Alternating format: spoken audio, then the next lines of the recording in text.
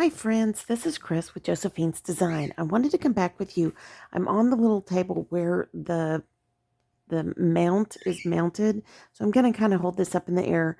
I wanted to come back and share with you a devotional that I read today. I don't know about you guys, but I'll keep a devotional. These are inexpensive, absolutely free devotionals that I get from our daily bread or radio Bible class. I have several devotionals in different places, one beside my chair, one in my car, one in my war room, one in my bedroom. I mean, I have them in the craft area. I just, wherever I think I'm going to stop and read a little something. And then, of course, I always have a devotional on my phone. But I was reading this devotional and it made me really think of a lot in my own life. And I think many of you guys might be going through similar things. I find it here on YouTube, other content providers everybody's gone through a different journey, no doubt. Our journey is different from others, but, and it doesn't make one more than the other. It just makes it real. And the one thing I always said on this channel is I was just going to keep it really real. So, and I know people say that, but boy, I feel like at times I've done it to a fault. But as I read this devotional today, and you'll have to forgive me, my hands were wet, all that kind of good stuff. But, um, so this is from March 26th, which was Friday. And interestingly enough, that was my grandmother's birthday. Um, the date of her birthday. And, of course, she's no longer with us anymore. And the channel's named after her and massive person in my life. But, as I read this, I think it's even a devotional that she would enjoy. She was a person that I don't know if it was true for everyone, but for me, when I walked in the room with her, I could look like I had just not slept all day or for a week actually. And, baby spit up on me, hair barely done, whatever the issues were at the time. And she could just look at me and say, you've got such a beautiful way of saying things. Or she would just pick one thing, just one thing, and make something beautiful out of it. And it's something that I find that I don't really see that much anymore. And I really try to focus. I was talking to someone last night, somebody who worked for one of our clients. And our clients are getting older, no doubt, and some are really struggling. And this last year's been really hard, but it was such an opportunity to encourage this person, to tell them how wonderful they were and how kind they were to take care of somebody who's older and what a treasure they were. And as I read this devotional today, I just pray that when those moments present themselves in my life, that I could somehow um, be that level of encouragement to somebody else. Um, I know that Paul said, basically, if you can't figure out this Christian walk, then do as I do. Um, in a way, I guess probably one of the few things one of the many things I should say I would take from knowing my grandmother all those years is hopefully her ability to encourage others. And that's why encouragement for this channel was such a big deal to me. Life is hard. When I started this channel, it was hard. We were in the middle of one of my dad's major last few surgeries. It had not gone well. My mom was was well into Alzheimer's, and my kids were transitioning out. Our world was changing. We had a son getting married, um, daughter going off to grad school, or I think she was going off to grad school at that point, the oldest, and then the youngest, who was my baby, was getting to be a teenager, and now I look back at that and think, oh, if I could just go back to then, it just goes so quickly. And when I thought about this channel and had been encouraged to start it, I wanted it to be based on encouragement. And I had made an album for my sister and an album for my daughter's homeschooling co-op to give away. And so I was videoing those albums and how to use them. And they were just mini albums. And it never dawned on me that when you make a mini album and you give it to somebody, they might not know how to utilize it. So, anyways, it was just kind of, it was an opportunity to do something for somebody else. So, let me get to this. It's kind of hard to read. Our light all of a sudden just changed. So, yeah, I think I can read it. So this is from Isaiah 35:10, and it goes like this. They will enter Zion with singing. Everlasting joy will crown their heads. Slum songs. I am going to mispronounce this town, so please forgive me. Catura is a small slum in Paraguay, South America, desperately poor. Its villagers survive by recycling items from its rubbish dump, from the trash. But from these uh, but from these unpromising conditions, something beautiful has emerged. An orchestra.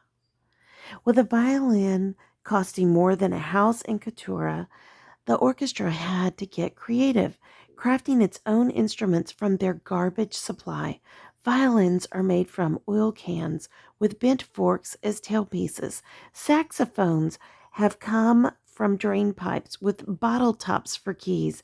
Cellos are made from tin drums with gnocchi rollers and tuning pegs. Hearing Mozart played on these contraptions is a beautiful thing. The orchestra has gone on tour in many countries, lifting the sights of its young members. Violins in landfills, music from slums. That's symbolic of what God does.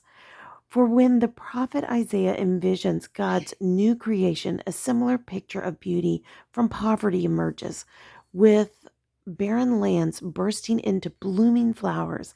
Isaiah 35, 1 through 2. Deserts flowing with streams, verses 6 through 7. Casting war tools crafted into garden instruments, and impoverished people becoming whole to the sounds of joyful songs. 35, 5 through 6, and verse 10. The world sends us garbage. Couture's orchestra director says, we send back music. And as they do, they give the world a glimpse of the future when God will wipe away the tears of every eye and poverty will be no more. How have you been? How have you seen God turn the garbage of your life into something beautiful? How might He wish to bring music out of your pain? Holy Spirit, turn the poverty in my life into something beautiful. I just can't say enough how much this means to me. We were watching my husband's favorite show. It helps him go to sleep at night. And he'll watch it and then I'll turn it off. It's How It's Made.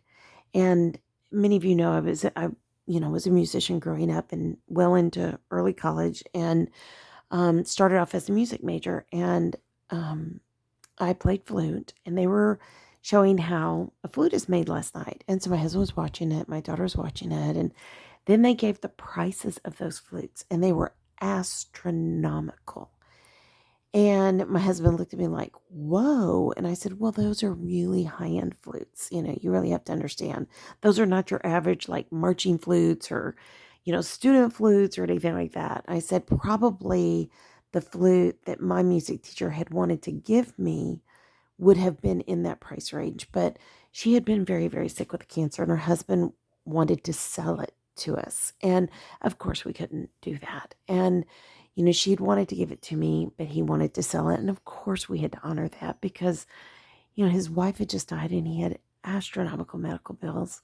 And, but I tell my husband, I said, well, that probably would have fallen somewhere in there, probably in the lower end, but, So when you think about it, though, yes, those high-end flutes give a phenomenal sound. That's why the professionals use them. There is a difference, there's no doubt. But if you're really a good musician and you can hear the music and you want to make something beautiful out of something not as pretty, and you have your whole heart into it, you can do that. You don't need the most expensive flute. And clearly in Paraguay, this incredible community has literally taken the trash and made music and given it back as a gift. What an encouragement. So let me read the scripture that this is based upon. And it's from Isaiah 35. It goes like this. Verse 1. The desert and the parched land will be glad. The wilderness will rejoice and blossom. Like the crocus, it will burst into bloom. It will rejoice greatly and shout for joy. The glory of Lebanon will be given to it, the splendor of Carmel and Sharon. They will see the glory of the Lord, the splendor of our God. Strengthen the feeble hands, steady the knees that give way. Say to those with fearful hearts, be strong. Do not fear. Your God will come. He will come with a vengeance, with divine retribution. He will come to save you. Then will the eyes of the blind be opened and the ears of the deaf unstopped. Then will the lame leap like a deer, and the mute tongue shall shout for joy. Water will gush forth in the wilderness and streams in the desert. The burning sand will become a pool, the thirsty ground bubbling springs. In the haunts where jackals once lay, grass and reeds and papyrus will grow. And a highway will be there. It will be called the way of holiness. It will be for those who walk on that way. The unclean will not journey on it. Wicked fools will not go about on it. No lion will be there, nor any ravenous beast. They will not be found there, nor any, but there will be redeemed, but only the redeemed, will walk there, and those the Lord has rescued will return. They will enter Zion with singing. Everlasting joy will crown their heads. Gladness and joy will overtake them, and sorrow and sighing will flee them. I'm going to read their insight, and then I'm going to just share a little bit, and I'll let you go. Insight. When we think of the words like joy, gladness, and singing, the book of Psalms comes to mind. However, we see in Isaiah 35 and the book as a whole enables us to see that labeling Isaiah as the prophet of praise isn't far-fetched. Isaiah 12, which includes 2 songs of praise, is another case in point. So read Isaiah 12 if you can tonight before you go to sleep. The prophets worship leading words, including exhortations to sing to the Lord, for he has done glorious things. Verse 5, and shout aloud and sing for the joy, people of Zion, for great is the Holy One of Israel among you. And that's from verse 6. And this insight is from Arthur Jackson. So I just wanted to share, and I'm so sorry, my husband came to the door and I was trying to wave him. So I'm going to wind up really quickly. I just wanted to share, I've had a rough season. A lot of us have. And I couldn't sleep last night. So I was exhausted today. Really, arthritis is peeking its ugly head up. And I just wanted to say this, that even in the moments like this, God blesses us. Crawl into his word. Grab hold to these verses that sing praise to our God, to God, and focus on what is it that we can do this day. So I did a lot of editing. I've done a lot of uploading, and I thought, I haven't even done a video today, but I thought, what better to share with y'all? An encouragement from the Lord this day. I know I'm trying to get back into War Room tomorrow. Please pray for me. I want to finish this series out, and then we are revamping a lot of things. I'm going to have to assess where God needs me and what my body can do and what I can't do right now.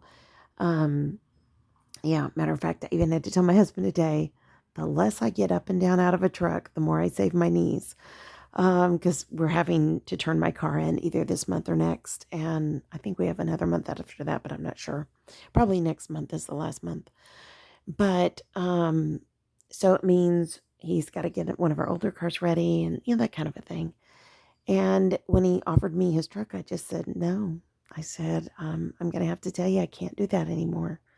I can do it on an occasion. There is no way I can consider that my way of transportation right now until I get my knees fixed. And, it's an interesting thing. If you don't know this, pain zaps your strength. It just zaps you. Combating chronic pain is something that literally just wears you. It wears on you. And I've known this all my life, but there is joy in the journey. There is an incredible, who would have thought I would go back to March 26th today? Why I picked that, I don't know. I don't even know why I opened it to that. But what an encouragement it is. What a great God we serve. A God who knows us and knows our needs, even on rough days, even on days where we think, I'm just so worn out, Lord, what do I do? And he says, just sit back, honey. Listen to my words of encouragement.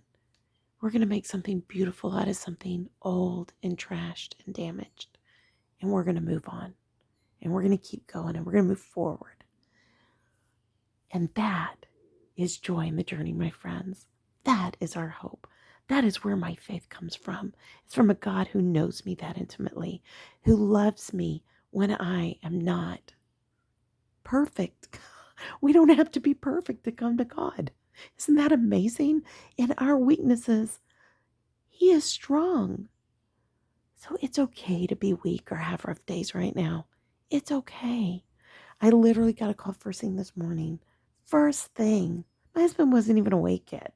And it was one of my partners going, hey, are you guys going to send me XYZ? And I was like, I've sent it to you twice. Oh my goodness gracious. And I went back through and I thought, did I make a mistake? Oh my gosh, what happened? And it was there. I had sent it twice. So I didn't take the call right away because I didn't want to wake my husband up. And I got up in the other room, took the call. And, the first thing my husband said was, it's 6 o'clock there, And I said, I know. And because we'd had a rough night, we let ourselves kind of sleep in. And anyways, when I called him, he was as sweet as pie. I mean, I told my husband, I said, oh my gosh, he was so sweet. And he goes, oh, that's so nice, honey. And I said, I know, it was such a delightful conversation. And, I immediately, sent everything to him and he was like, and I asked him to reply when he got it. My husband, like an hour or so later asked me, has he replied? And I said, well, not last I checked. And then my husband checked and he saw the email and he goes, oh my goodness, that is the sweetest email. He said, that is so kind, honey. You need to read that. And I was reading it and I thought, how joyful was that? How joyful was that? Because when I wake up, everything creaks. And so I have to kind of uncreak it, you know what I mean, to get going. And to have, because I immediately panicked when I saw him call, and I thought, and I read the text, my voicemail can go to text, and I thought, oh my goodness, did I fail? Or he's going to be so upset, and he wasn't. He wasn't. And then he wrote me back the sweetest email of just really gracious things. And of course, I had to reply the same. But there is such joy in our journey. God knows our needs. On the days that we're tired, on the days where it's difficult, on the days where our battles seem like we can't go into that war anymore, somehow God gives us exactly what we need when we need it. We're able to get up, pull up, put our boots on, boot up, and get busy.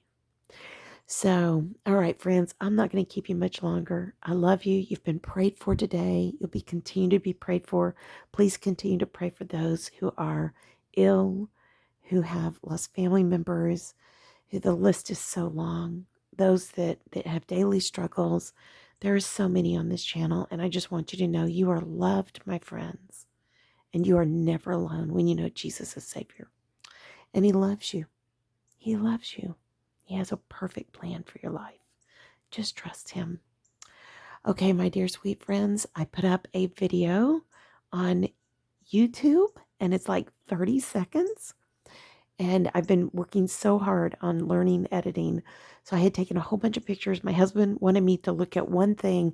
And before long, we were in the back pasture and he was showing me all of his stuff. And it was, dusk. So I took some pictures and put them in two different video styles. One is a vintage, and I think that one is on Instagram, and then the clear version is on YouTube. But anyways, we have a there. The first thing you see is 2 days worth of chicken eggs. I know it's crazy. So my husband's, gathering all the eggs, and he brought them in last night. And of course, if you look in the picture way in the back, there's a little marked Sharpie, and he dates them as he brings them in out of the coop. And anyways, and he had a hen setting eggs, and one of his ducks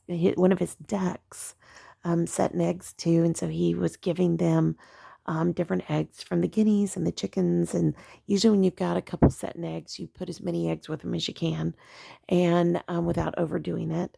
And then my guineas came, and my husband was like, "Why are those guineas here?" And I said, "Because they're coming to see me." And he was like, "That is so weird." And I said, "I know, they're my guineas." And then the geese were coming after us, and the guineas, of course, were protecting us. And we were looking at the dewberries that God gave us last year in COVID. We'd never had dewberries before, and the birds drop seeds, and we have thousands of blooms this year. Last year we had hundreds. This year we have thousands. So when you see that little mound of all those white blooms, that is dewberries, and there are thousands of dewberries on that little bush. And then the various fruit trees and just different things on the property. My husband's grapes and blueberries and blackberries, and I thought he had raspberries, but I may be wrong.